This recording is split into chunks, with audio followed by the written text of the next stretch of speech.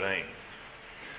And the beast of the sea and the beast of the earth. Very important stages in the development of Catholicism and the power that Christ will destroy, because of course it all comes from Nimrod, and as our studies are showing, Yahweh will ultimately destroy Nimrod and all that belongs to him.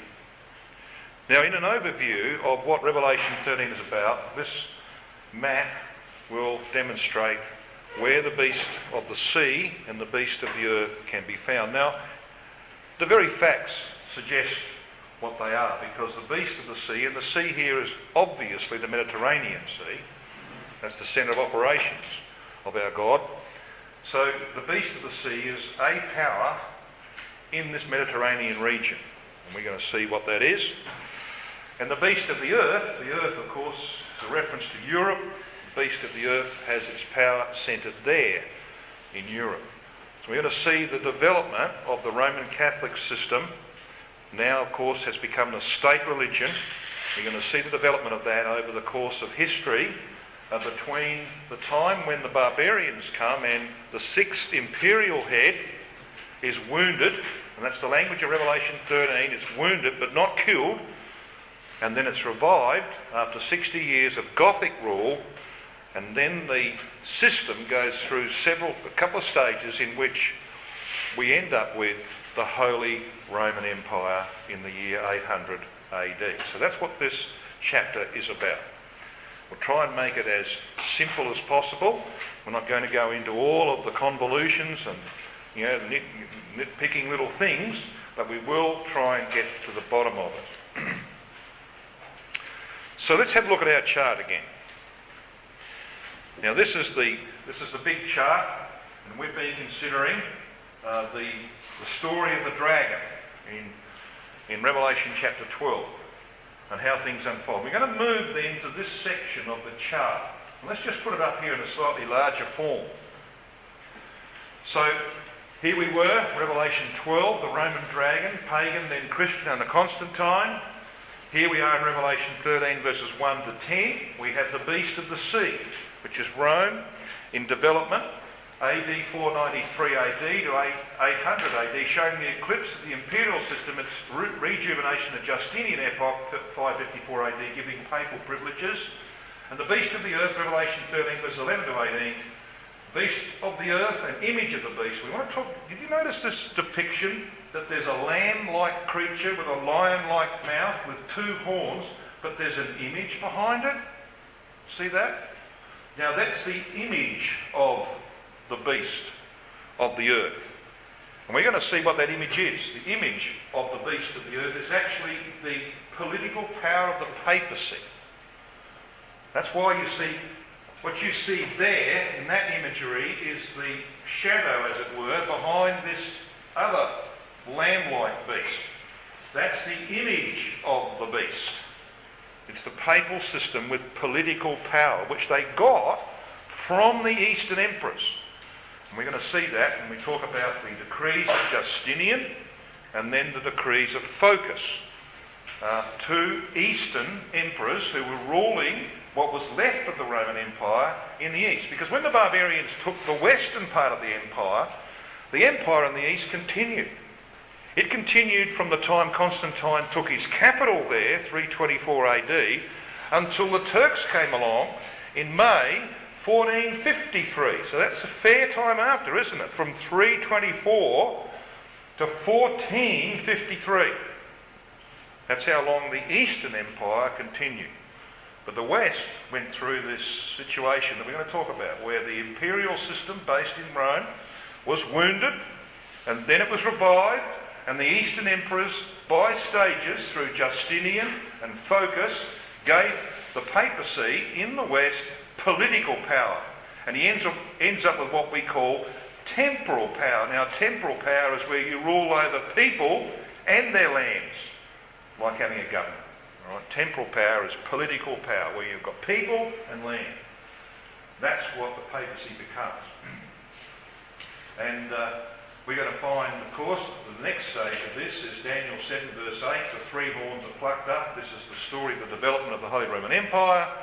And that's very important in relation to the ultimate destruction of this system, because you can demonstrate from Daniel chapter 7 that the papal system, at least the papacy and the beast that supports it, will be destroyed in the year 2060.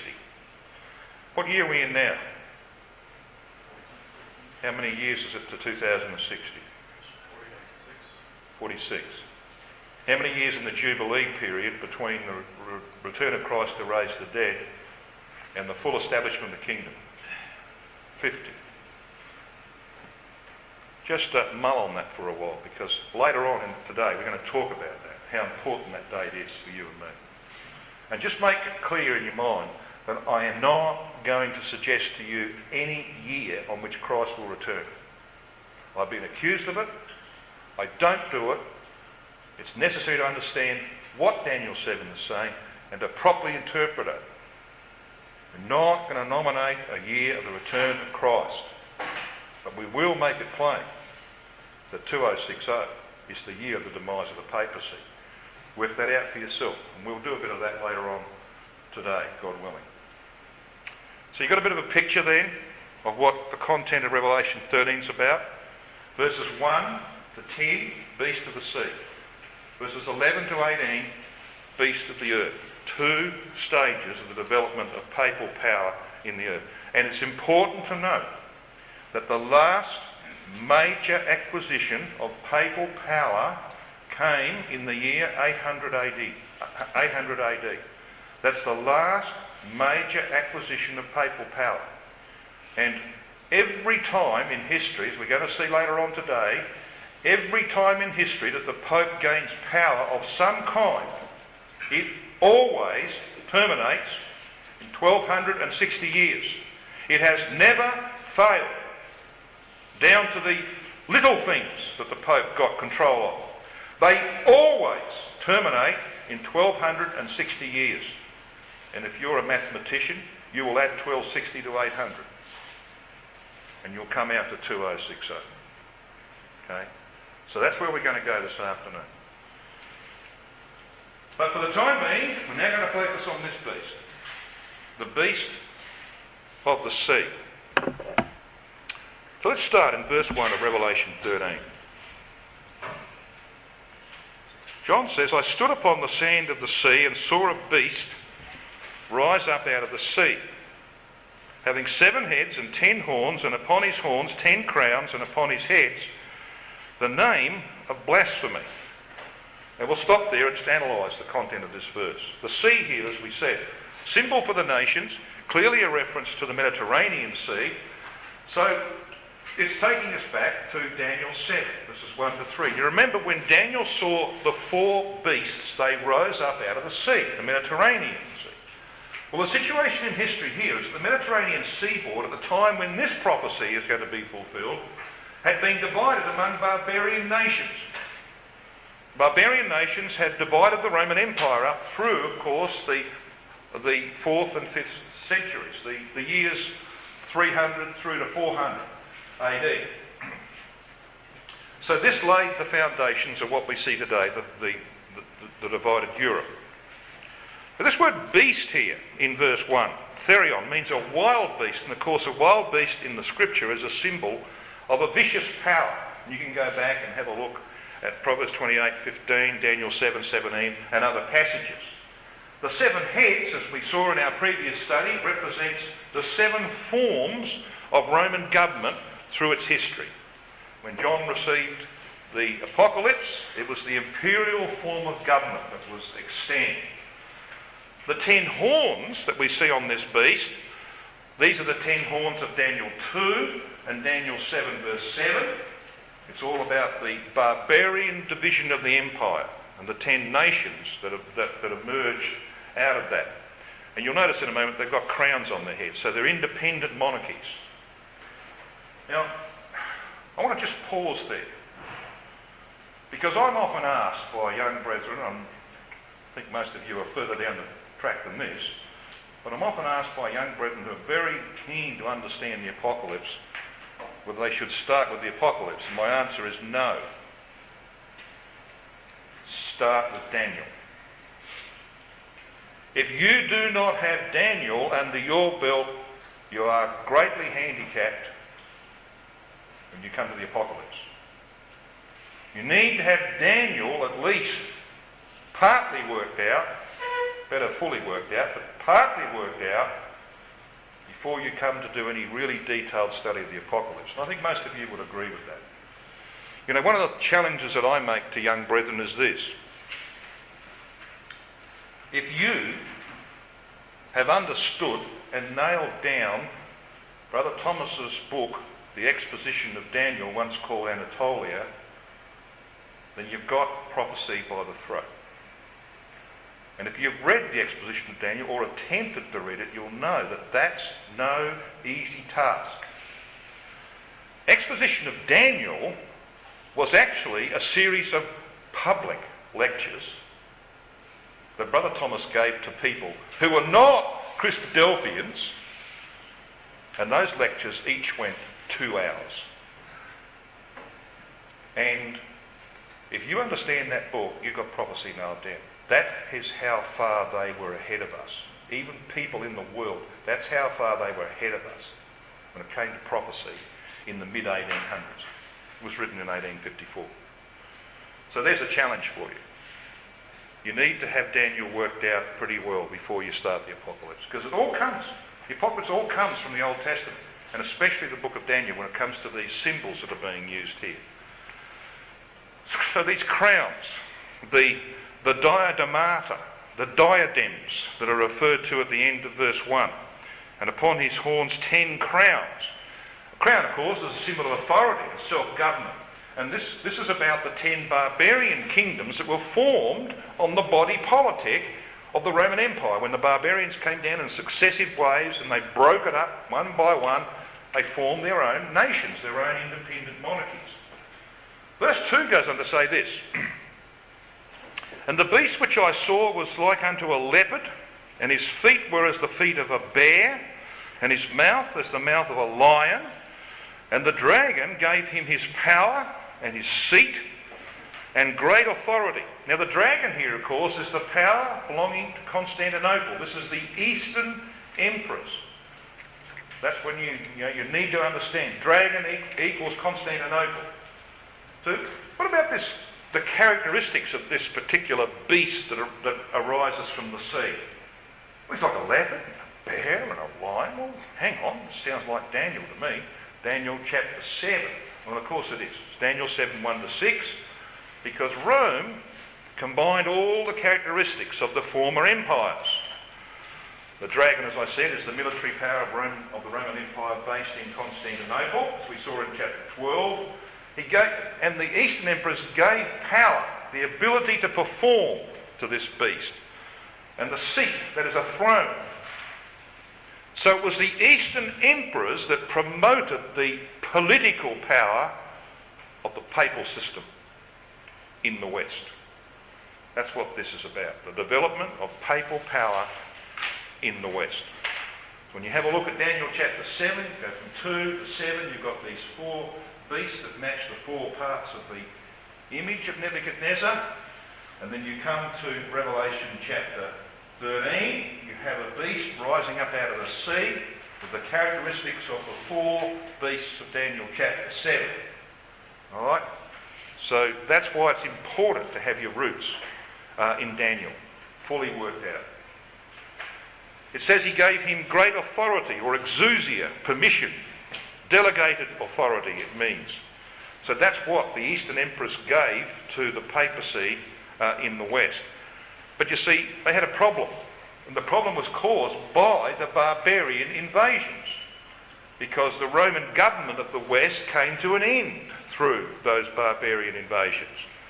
And that's why it says in verse 3, and I saw one of his heads, as it were, wounded to death, and his deadly wound was healed, and all the world wondered after this beast. Now, the one of his heads, of course, is a reference to one of the forms of government. And the form of government referred to here was that which the barbarians overthrew, the imperial form of government. And we saw those 7 forms of Roman government, the regal, consular, dictatorial, etc., coming down to the 6th form, the imperial form. When the barbarians came along, they finally introduced what was called Gothic rule. Okay? The imperial had been there from BC 31, but it ended in AD 476. It's the subject. This wounded head is this 6th imperial head. It's the subject of verse 3. Well, it's going to be healed. It had the appearance of death, but actually recovered. It appeared as though it had been wounded to death. But it wasn't wounded to death. It was going to recover. It was Odoacer, king of the Heruli, who in 476 put an end effectively to the imperial form of government. And finally, in 493, Gothic rule was imposed on Italy by Theodoric, king of the Ostrogoths or Eastern Goths. Thus, the 7th head of government was formed in Italy. Gothic rule, which was based on Roman forms, was supported by the emperor in Constantinople and continued for about 60 years. But then things changed, and that's what this prophecy is about. This is about the re-emergence of the imperial form of government in the West, because it says his deadly wound was healed. And in the Greek, literally, it means having been slain, that is by a stroke. And though Christian, the 7th form of government, the Goths, they opposed the Catholics on doctrinal grounds over the Trinity. They were Arians, most of the Goths. So this 7th form, the Gothic form, didn't really go down too well with the apostate church because they were non-Trinitarian. So they wanted to get rid of them. And this is what happened. There was a healing of the 6th head, the imperial form of government, because the Bishop of Rome induced the Eastern Emperor, Justinian, to invade Italy in 535. And after a series of campaigns, by 544, Gothic rule ended in Italy, and Constantinople revived the imperial head, which ruled from Ravenna, which is on the east side of the peninsula of Italy, not on the western side like Rome. Rome was actually relegated to a city of the 2nd rank, but the situation did release the papal throne from subjection to a sovereign temporal power. It's the beginning of a new era in Catholic history.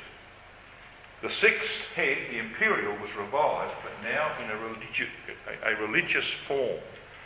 And that's why it says at the end of this verse, verse 3, and all the world wondered after the beast. Now this word world here is the Greek word G, actually means earth, and the RV renders it the earth. That is, it's a reference to the Roman Empire. So there's going to be the development of this papal system with political power that is going to bring all of the Roman world under its control. That's what this is talking about. The world wondered, or the earth, the Roman earth wondered after this beast as it rose to power. Word power, exousia, delegated authority. Brother Thomas says, a license to practice. That's how he renders that particular word or phrase. A license to practice their religion without hindrance from anybody. Now we read in verse 5, and there was given unto him a mouth speaking great things and blasphemies, and power was given unto him to continue 42 months. Now, we're back to where we were at the beginning. 42 months, 3.5 years. 1,260 days working on the principle of 360 days in a year. The Babylonian system, by the way. Okay?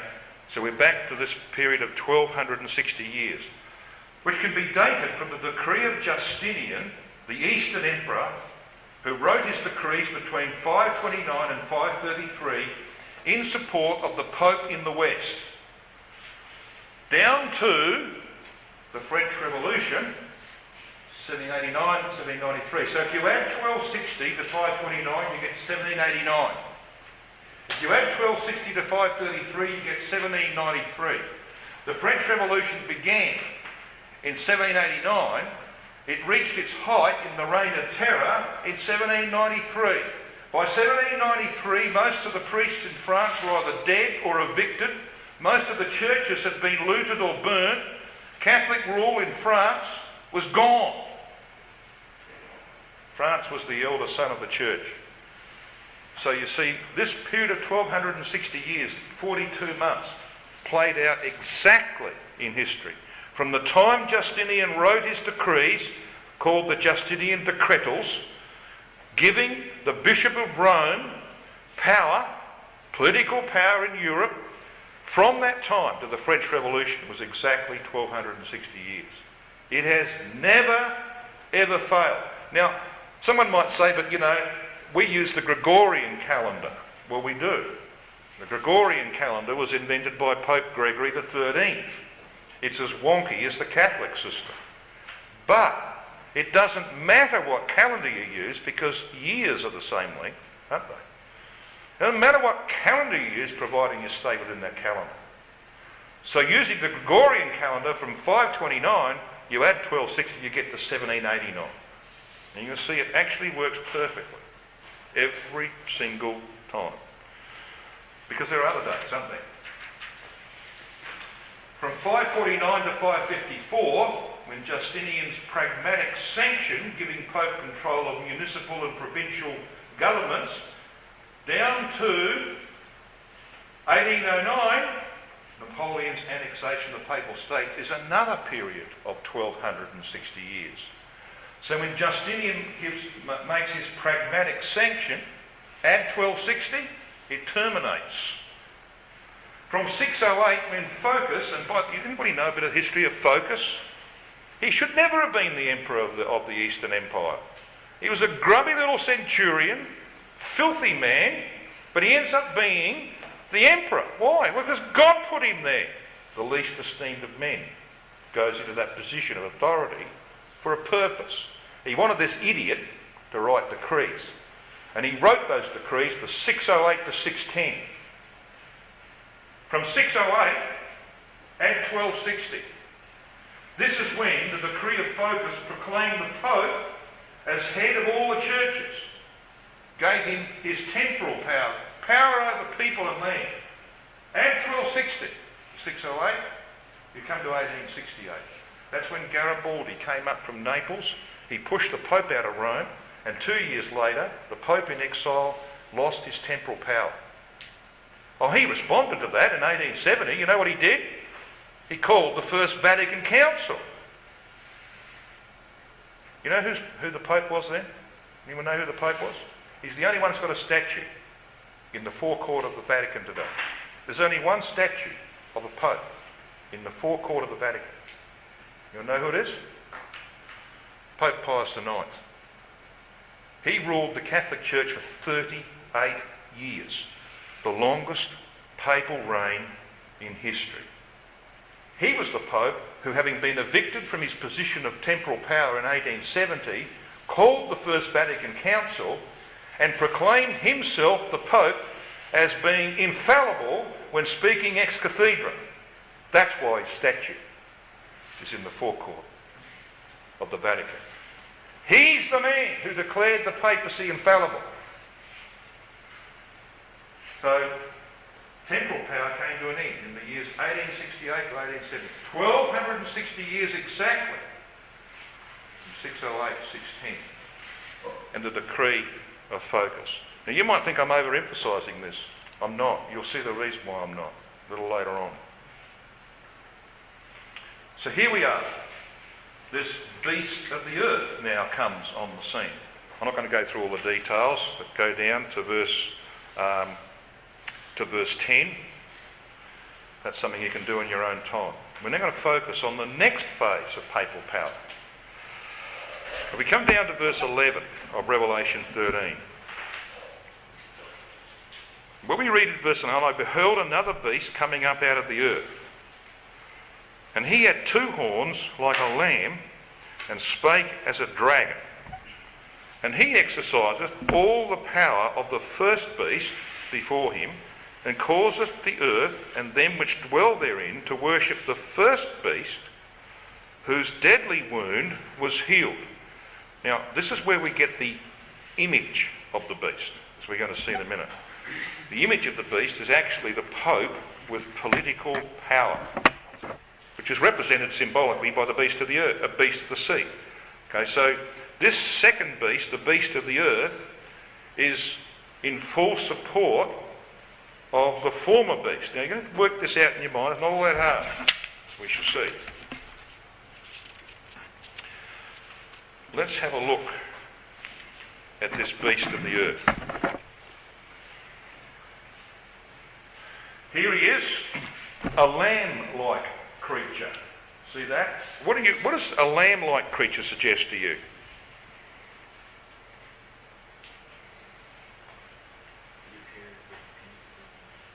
What does sheep normally represent? Followers of Christ. You know? Sheep. This is a religious power, but it's got a lion-like mouth. What does that mean? It's vicious. It's cruel, vicious.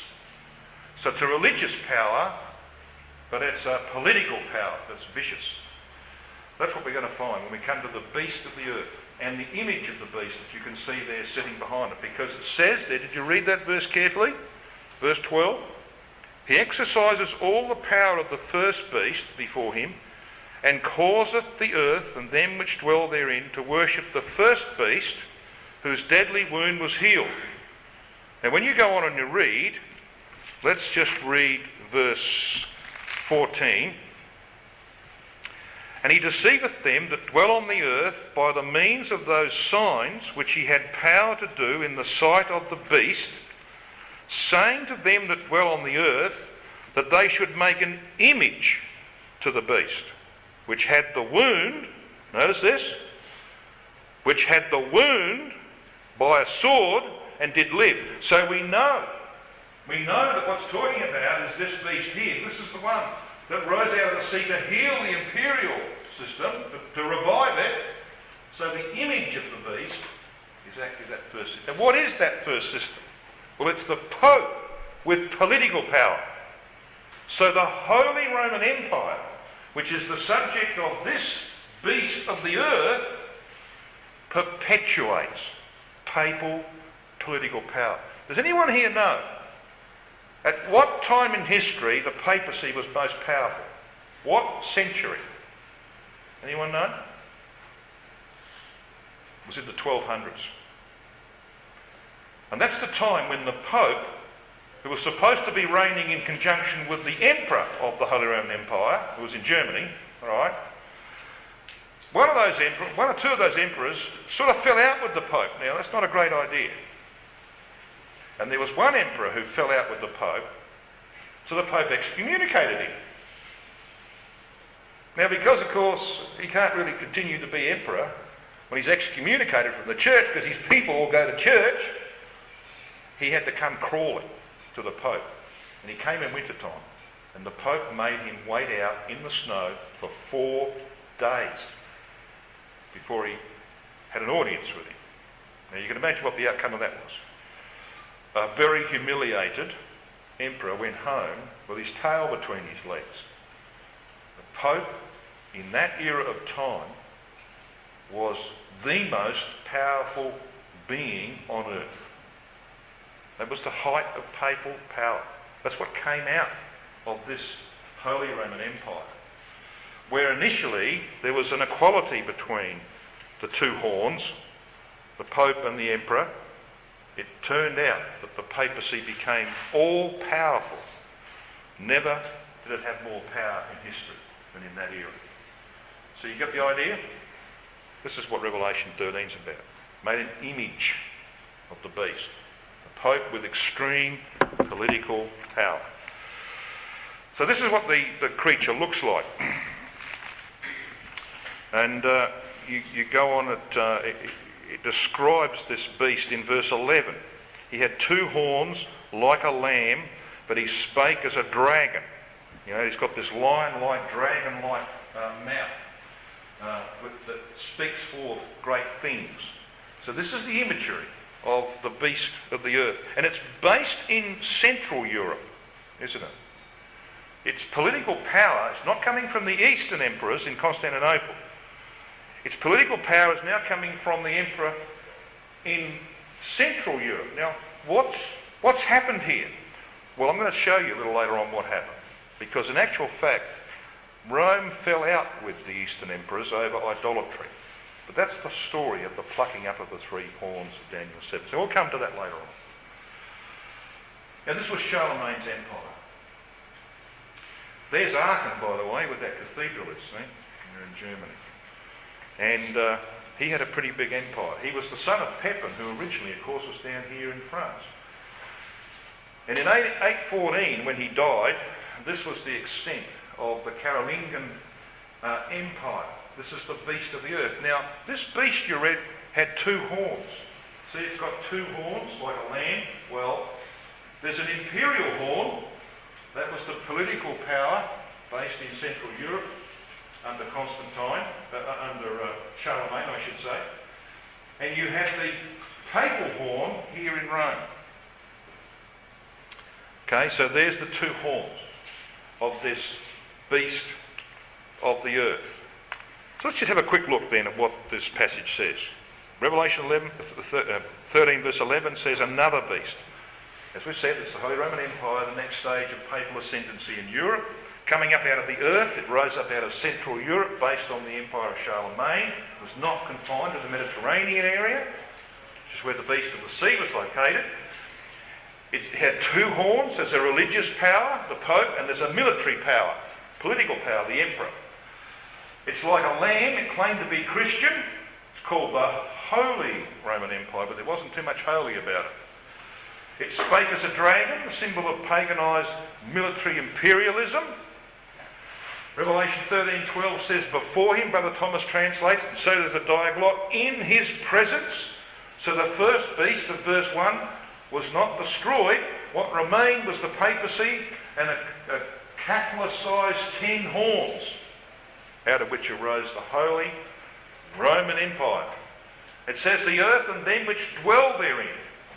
The papal alliance with Charlemagne resulted in the whole of Europe, that's the earth here, and they that dwelt therein, the whole of Europe submitted to papal political power, namely the beast of the sea of verse 5. And it says that this new beast, this beast of the earth, caused all to worship the first beast. That is, he gave political and religious power to the Pope. When you move on to verse 14, you read, he made this image to the beast. The word here is icon. And it combines the ideas of representation and manifestation. It refers to the papacy. Here's our little image down here again. Refers to the papal system with political power. But let's read verse 15. Verse 15, he had power to give life unto the image of the beast, that the image of the beast should both speak and cause that as many as would not worship the image of the beast should be killed. You know what that's about? It's about the fact that the emperors of the Holy Roman Empire used their power to brutalise anyone who wouldn't bow down to the Pope. That's what it's about. This word power, in fact, two words in the Greek, didomai autos, means he was allowed to give. So God allowed this power to give to the papacy the means to suppress its enemies.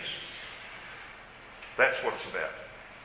HRE gave political and ecclesiastical life to the papacy by compelling men and nations to worship what's called the image of the beast, the Pope with political power.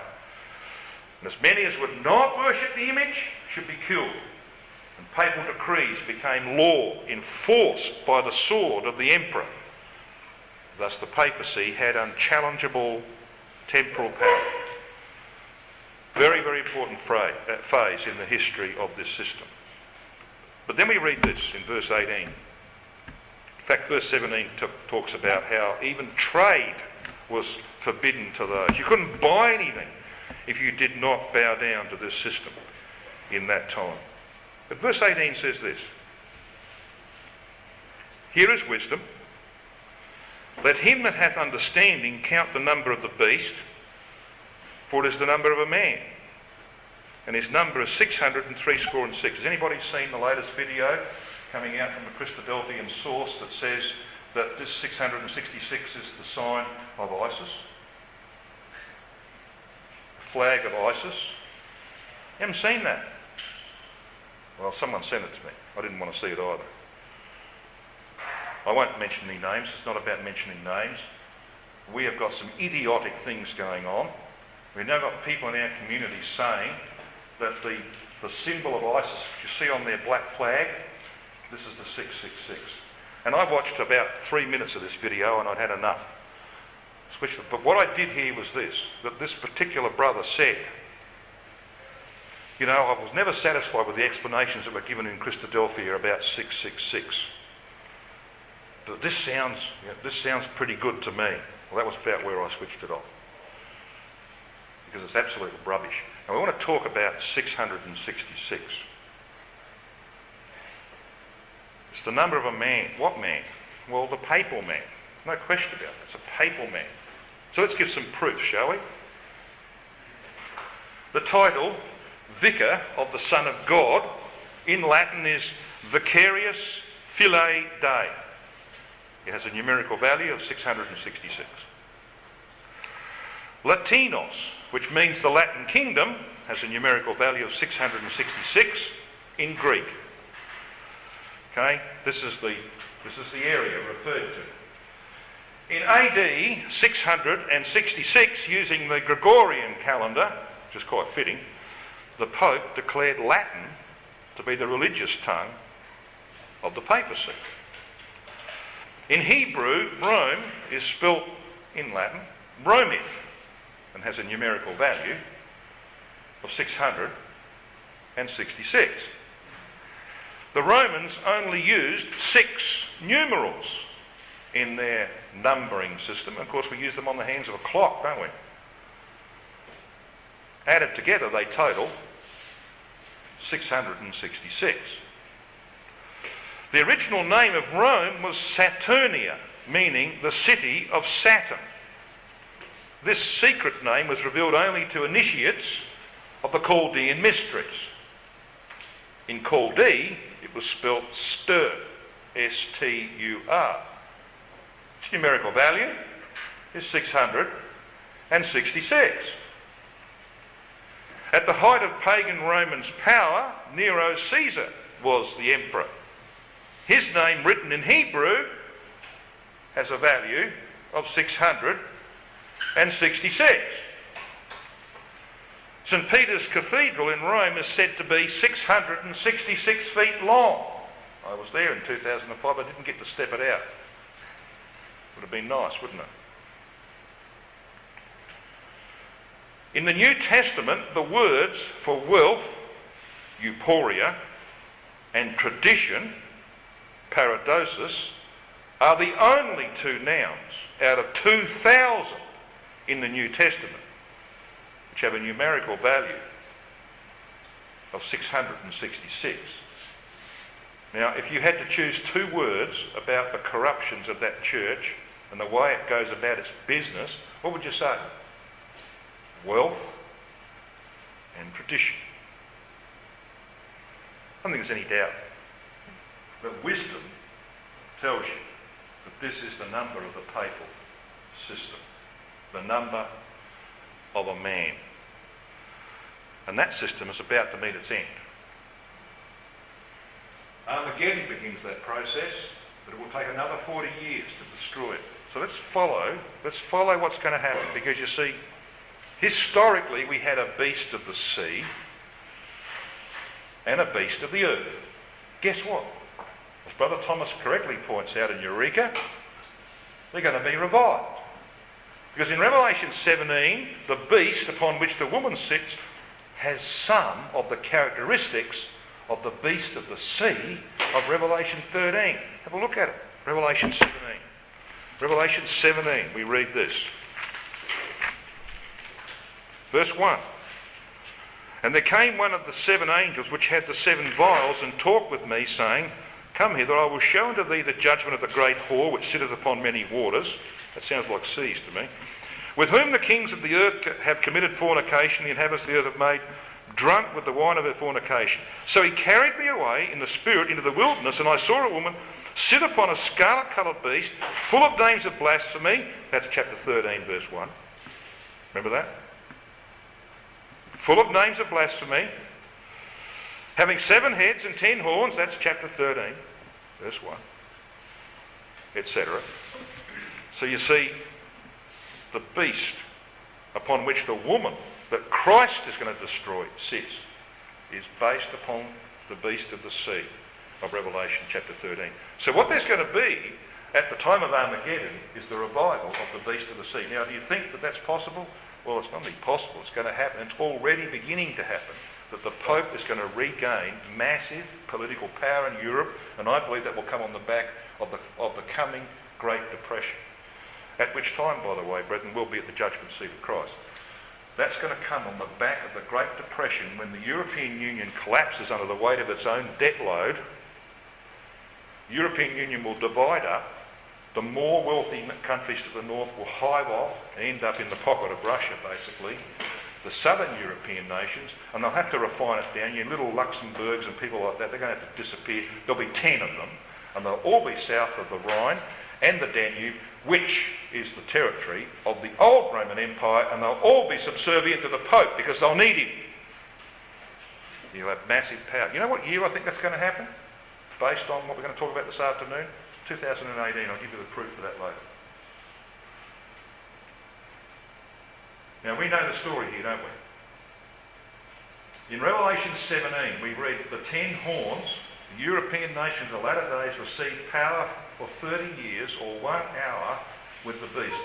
That's the period. The last 30 years of the 40. That's the period. But you see, the beginning is the restoration of the beast of the sea, the Pope with papal, with political power in Europe. There'll be a restoration of the beast of the sea. But it won't stay that way. Because you see, this will depend on the power in Constantinople at the time, who will be Gog. Just like it was in the days of old, where the power of the Pope in the west depended on the emperor in the east in Constantinople. But when they fell out, he had to go somewhere else. He had to go to Central Europe to get political support, military support. It's going to happen all over again. Because you see, when Gog is installed in Constantinople, it has to be there before they can advance into the Middle East. When Gog's installed in Constantinople, they will give political clout to the Pope in the west. Just like it happened in history. But when Gog is destroyed, in the events of Armageddon, where does the Pope go then? Central Europe. So you have your next phase. The revival of the beast of the earth. I don't need to tell you that the European Union is all about the restoration of the Holy Roman Empire. That's why the French had Charlemagne on the back of their first euro coin. That's why on the lapels of all the people involved with the European Parliament, there's what? The visage of Charlemagne. They are rebuilding the Holy Roman Empire. They're not going to succeed before Armageddon, but they will succeed after. Because you see, the historical pattern of the past is going to be done all over again. Go through the same phases all over again. You want to know about this? Read Eureka. It's there. You've got to read it carefully, but read Eureka. It's there. So tomorrow, later on today, we're going to have a look at the judgments that began on this system in 1789. And we're going to follow that through to the judgments that will culminate in 2060. So there we've got just a little bit about Revelation chapter 13, which I think you can see the relevance of in relation